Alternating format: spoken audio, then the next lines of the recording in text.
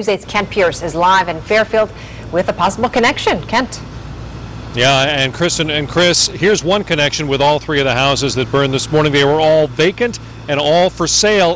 They share that connection with another house, another property that suffered fire damage earlier in the week, which makes fire investigators very suspicious. Let's talk about that fire from earlier in the week first before we go to today's fire. That was on Chatham Road. Early Monday morning, a house burned down. The next morning, it didn't burn down. It burned. The next morning, it caught fire again, too. Makes investigators very suspicious. A shed burned on Tuesday morning, too. Then skip ahead to this morning. At 2:19 a.m. is when the first fire call came in today. That was on North Benson Road. It was on a house down kind of a long driveway, so you're not going to see a lot in that video, but we're told by fire officials that that house suffered damage to the second floor. That was 2:19 a.m.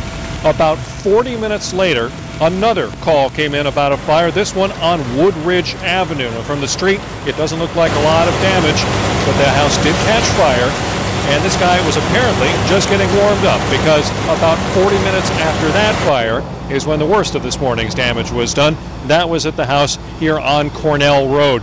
Now, this house suffered severe damage to the garage area and to the first floor. Somebody sent in a reported picture a few minutes ago to us where you can see flames just shooting out of one of the living room windows.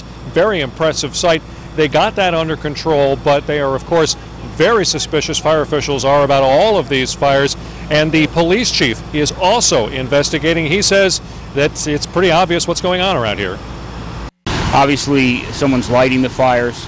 We know that, so we're looking into it. They're all vacant homes or vacant structures. The point we want to drive home right now is that somebody may have seen something. They're spread out throughout town. We're asking that anybody who was up early this morning who might have seen some vehicles in different areas or can remember some activity that might have been out of the ordinary, please call us. It's important that we get that information. So if you saw anything suspicious around any of these fires, please contact the Fairfield Police Department. The Fairfield Fire Department reminds everybody that, yes, these were vacant houses. Nobody was home, but still the firefighters are putting their lives in jeopardy every time they go and put out one of these fires. Case in point, at this fire this morning here on Cornell Road, a firefighter did get burned, had to be taken for treatment on that, and it could be worse. And they're afraid worse could happen if these fires continue, that more people will be in jeopardy. We could see more injuries or even loss of life as a result. We're live in Fairfield this morning. I'm Kent Pierce, News 8.